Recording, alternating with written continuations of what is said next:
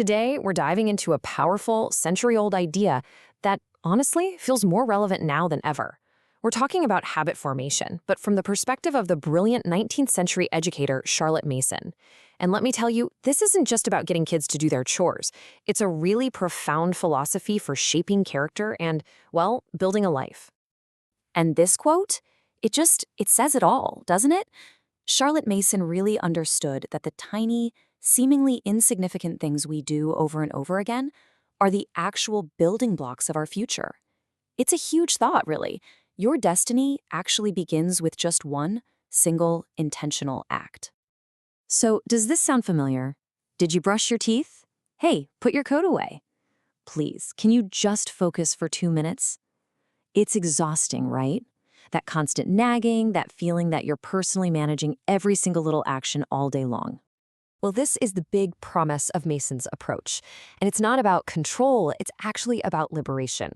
By intentionally building good habits, we can get rid of so much of that daily decision-making stress for our kids and for us.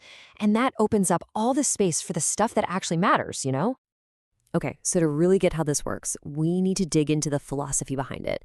For Charlotte Mason, habit wasn't some little side project. No, it was a central pillar of her entire approach to education. You've probably heard her famous motto, education is an atmosphere, a discipline, and a life.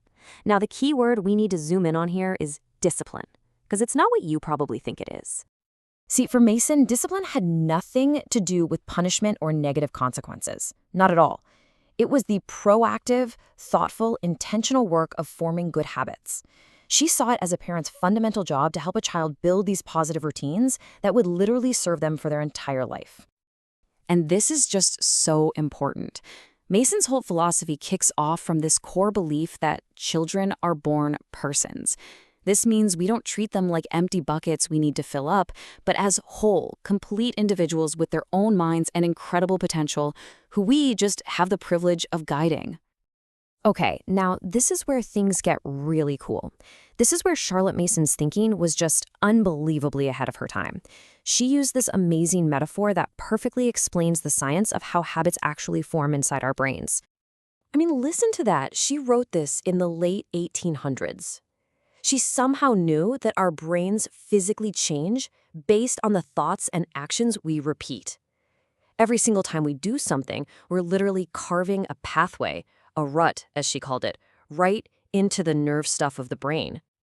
And this right here, this is her brilliant metaphor of laying down the rails. Think about it.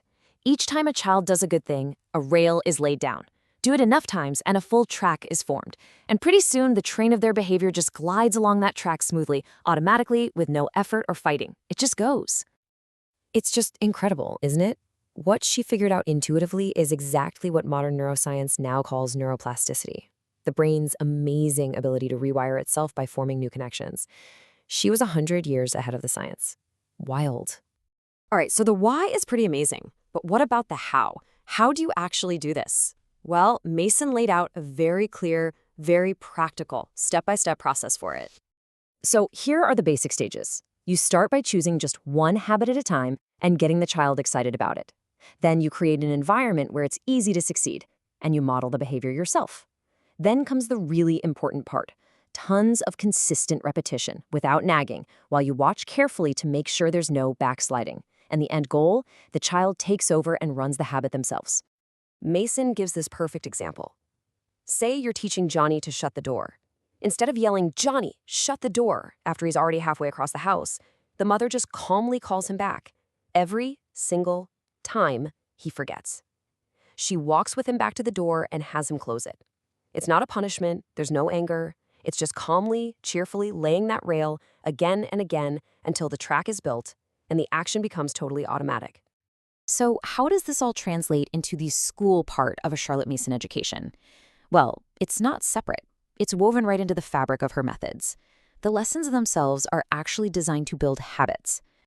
This chart here really connects the dots. So, you want to build the habit of attention?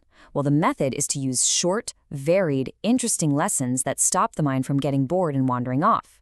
You want to build the habit of observation? You do things like nature study and picture study. And the habit of excellence, of always doing your best work, that's cultivated through things like copywork and narration, where a child has to really engage deeply with quality material. So you see, the big point here is that for Mason, learning was never, ever just about downloading information. Every single subject, every method, was another chance to lay down another rail, to form another good habit, and in the end, to build character. And that brings us to the ultimate goal of all this habit training. It is not to create little robots who just act without thinking. It's actually the complete opposite. The whole point is to empower the will. Mason made this really sharp distinction between I want, which is just that impulse, that passing desire, and I will, which is a deliberate, reasoned, purposeful choice. And she believed that kids have to be taught to recognize the difference between those two voices inside themselves. And here is the beautiful paradox in all this. By making dozens of these little positive actions totally automatic, we free up the will. It doesn't have to waste energy every single day deciding whether to brush its teeth, or put things away, or pay attention. Instead, that powerful part of us, the will, is now available for the big things in life, making tough moral choices, going after our passions, and overcoming real challenges. Good habits actually create freedom. So in the end, Mason's philosophy really leaves us with this powerful question to think about. Every day, with every little interaction, we are laying down rails for our children. And those rails, once they're laid, they're going to guide the direction of their entire lives. So the question for us is, where do we want that train to go? What kind of destiny are we helping them build, one tiny act at a time?